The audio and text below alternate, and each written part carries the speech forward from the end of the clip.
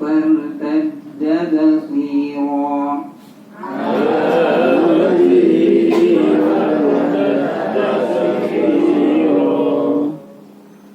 قال ألم أقل لكم إني أعلم من الله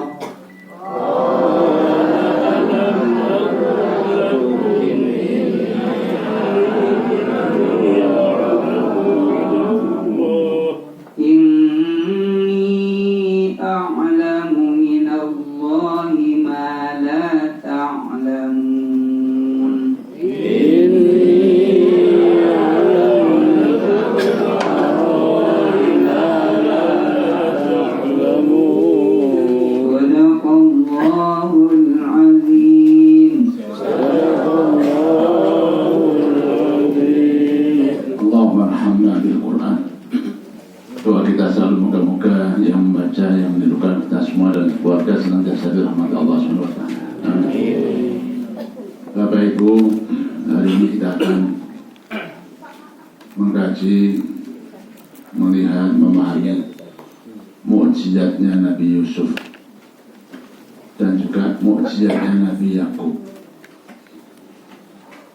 Ini judulnya memang judul terserah bagaimana kita membuatnya, ya, macam-macam cara para ustadz, ya, bahkan para pengarang membuat judul, ya. Tergantung stressingnya apa, ya. Kalau saya tadi saya katakan kita akan melihat mukjizatnya Nabi Yusuf.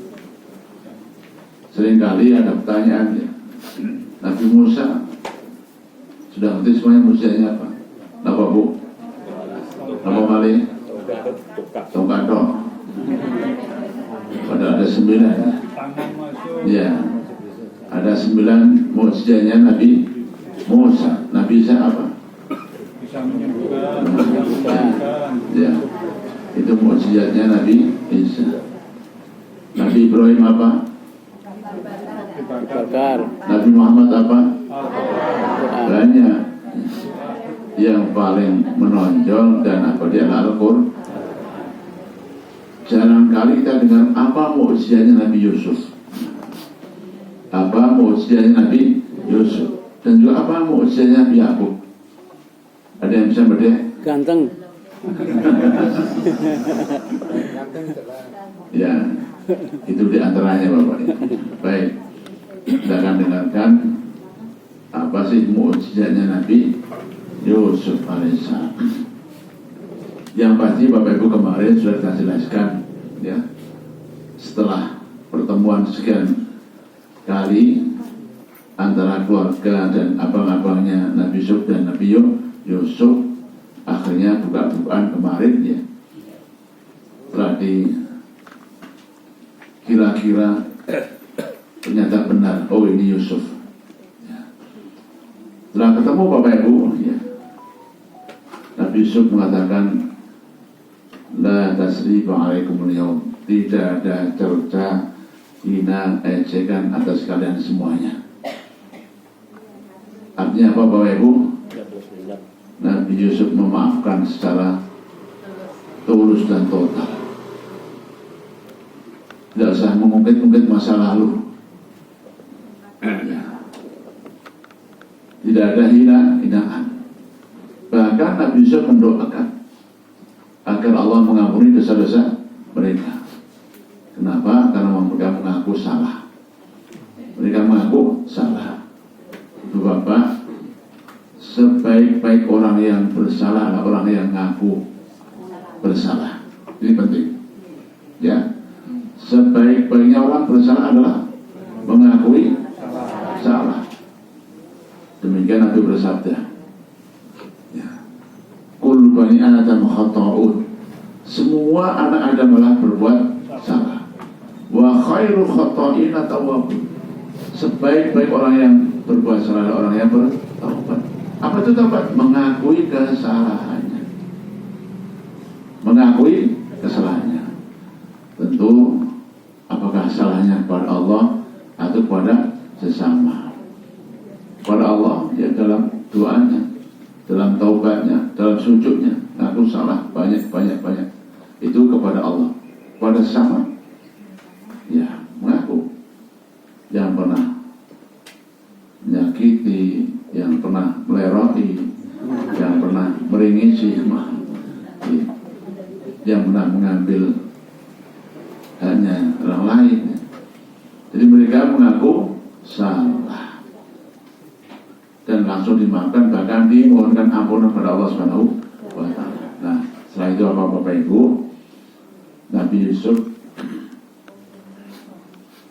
berkata, wahai abang-abangku, silakan pergi kembali ke Palestina dan bawa bajuku ini.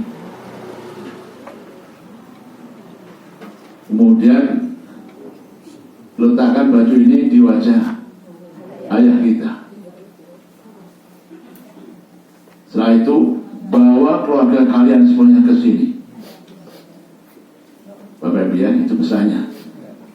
Suruh kembali membawa baju dan letakkan bajunya di atas wajah ayahnya.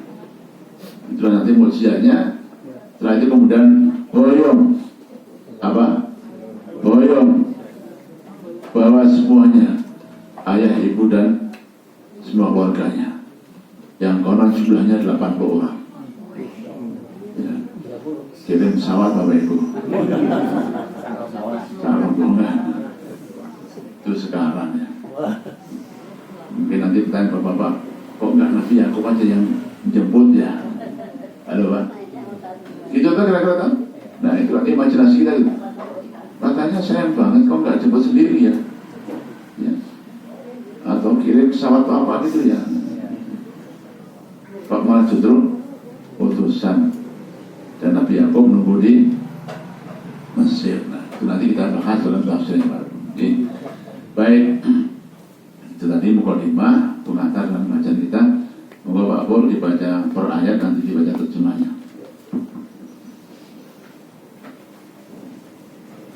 اذهبوا بقميصي هذا فألقوه على وجه أبي يأت بصيرا وأتوني بأهلكم أجمعين. Yang artinya, pergilah kamu dengan membawa baju ini, lalu usapkan ke wajah ayahku.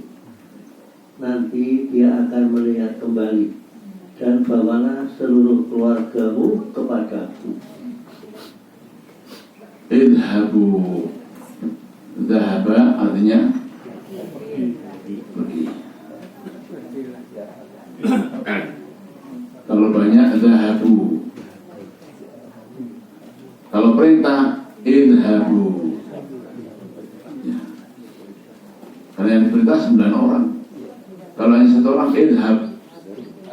Apa? Idhab itu kalau laki-laki. Kalau perempuan idhabi. Apa Bu? Idhabi. Karena banyak, jadi disuruh pulang semuanya. Abang yang kemarin gak mau pulang karena takut, iya kan? Nah, dan 8 orang yang lain. Sedangkan Yusuf tidak. Nah, Yusuf tetap pulang. Tetap bersama Nabi, Benyamin maksudnya, Benyamin tidak ikut pulang, tetap bersama Nabi Yusuf. Jadi mereka bersembilan Bapak Ibu pulang membawa bajunya. Di komisi, komis Bapak Ibu itu bahasa Arab, Jawane gamis. Di konti gitu. Komis jadi gamis. Itu bang, nggak hanya kita Bapak Ibu, orang Arab pun juga sama, ya. Aslinya sakof, apa? Sakof, Jawane sagaf. Iya kan? Ada urusan asagaf. Itu aja sakof, ya. Karena ada kata orang Arab yang di sini asakaf tuh. Asakaf, Salma Sakaf ya. Contohnya sakof, di kof dari ga itu dialek ya. Juga hanya kita orang Arab pun juga sama. Jadi dia komisi bawalah bajuku ini, gamisku ini. Ya, komis itu baju. Yang kedua pesannya adalah waqu ala wajhi abi. Kemudian letakkan atau usapkan di atas wajah. Apa? Kenapa diusapkan? Ya'ti basiro. Ya'ti basiro. Nanti ayah akan bisa melihat kembali. Bapak Ibu, basiro itu basor, ya, basorun mata, basiro melihat maksudnya. Setelah tadi mukjizatnya Nabi Yusuf.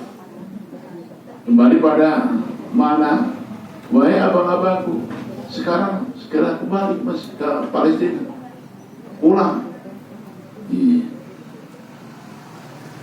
Kemarin sudah kita jelaskan dalam tafsir Bapak Ibu, setelah ketemu dekapati duduk-duduk bareng, ya, di samping kangen-kangenan juga cerita tentang kondisi Palestina, ya, utamanya lah ayahnya.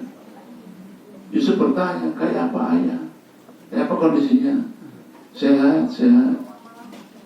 Tapi aku di apa itu? Ya, ya Allah. Ayah nggak bisa melihat. Oh,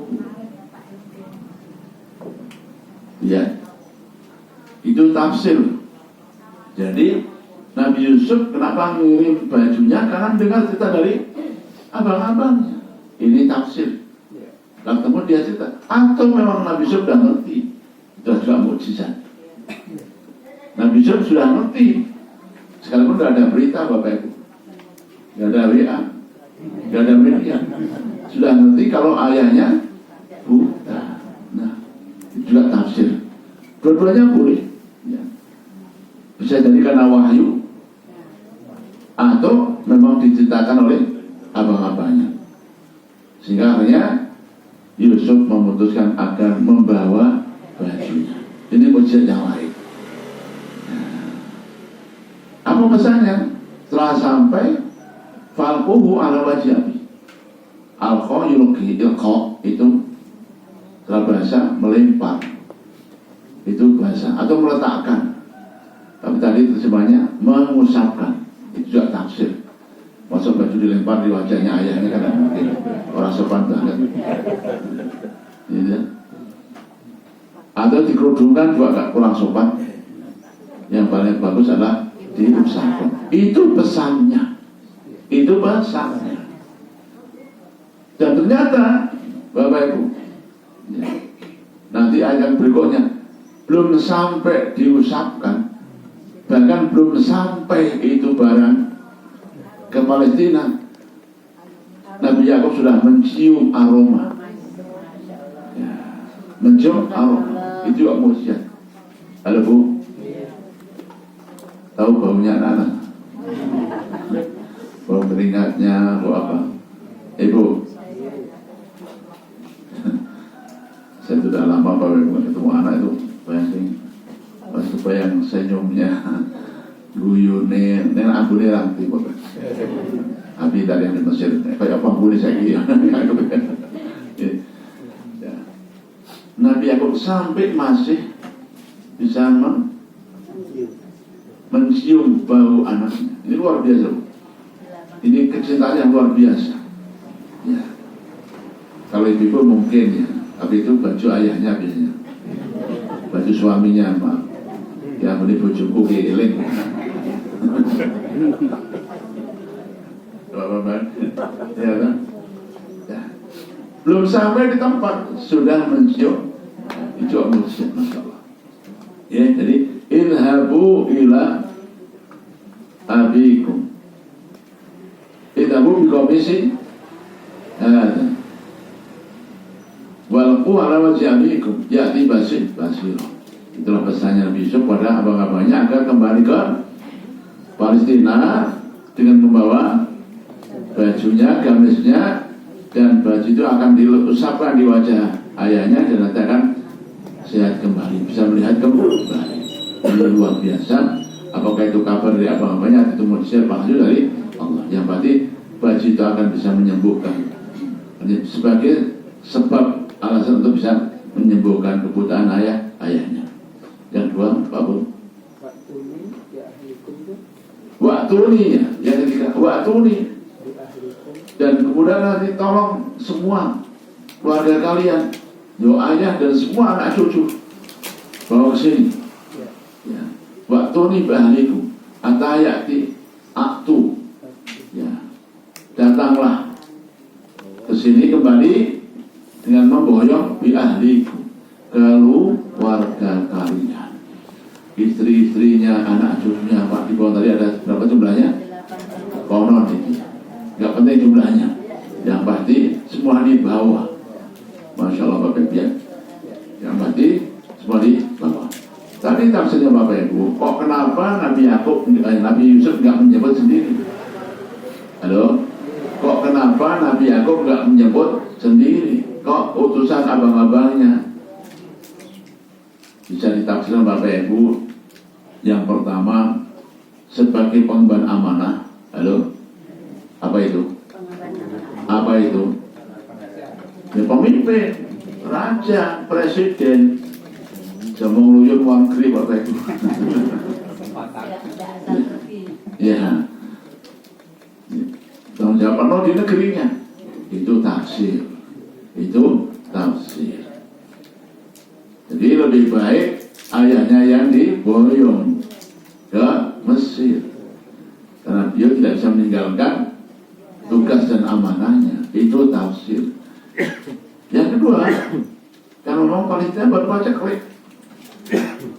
paceklik, krisis. Ya. Apa? Krisis Bapak. Bayangannya nggak kayak sekarang Pak Bu, langsung tolak tuh.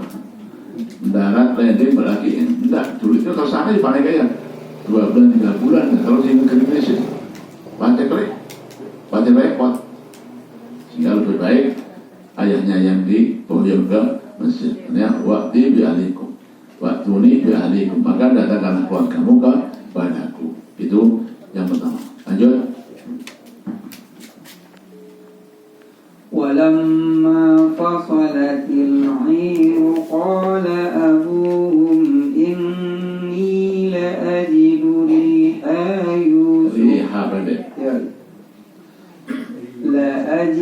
ريح يوسف لولا أن تفندون. Ya, yang artinya ketika kafilah itu telah keluar dari Mesir memasuki Palestina, ya, ayah mereka berkata, sesungguhnya aku mencium bau Yusuf, seandainya kamu tidak menuduhku lemah akal. Baik, Bapak Ibu, mereka pulang ke Palestina ternyata tidak hanya tangan kosong ya, tentu sambil membawa barang-barang bawaan oleh-oleh. Ya, karena tadi seandainya pun secepat mungkin kembali kan tidak mungkin langsung tolak. Ya, paling enggak ya seminggu, sebulan bahkan Bapak. Nah, karena harus bawa bekal. Lebih-lebih nanti mungkin anak saya yang tinggalkan bakal harus tinggali ya yang di Palestina sana. Sehingga mereka pulang dengan membawa barang-barang bekal untuk ya hidup berjalan dan juga meninggali yang di Palestina sana. Karena falamma fasolatin air, itu adalah kafilah-kafilah yang baru berdagangan. Maka ketika fasolat itu artinya bisa meninggalkan, al-airu kafilah yang bawa dagangan. Bisa dari mana Bapak Ibu? Dari batas negeri Mesir. Ya. Maka ketika mereka bersembilan itu berangkat dan sudah mulai keluar dari batas kota Mesir, negara Mesir, berarti masih jauh kan? Jauh kan jauh? Banget ke Palestina. Masih ribuan kilometer. Kalau di Mesir itu kan ada batanya namanya Sinai ya, lava Sinai itu Palestina Mesir. Ya. Sana Pak masih jauh banget. Hanya Pak, sangat jauh. Toh jika Nabi Yakub sudah mencium Allah Rajul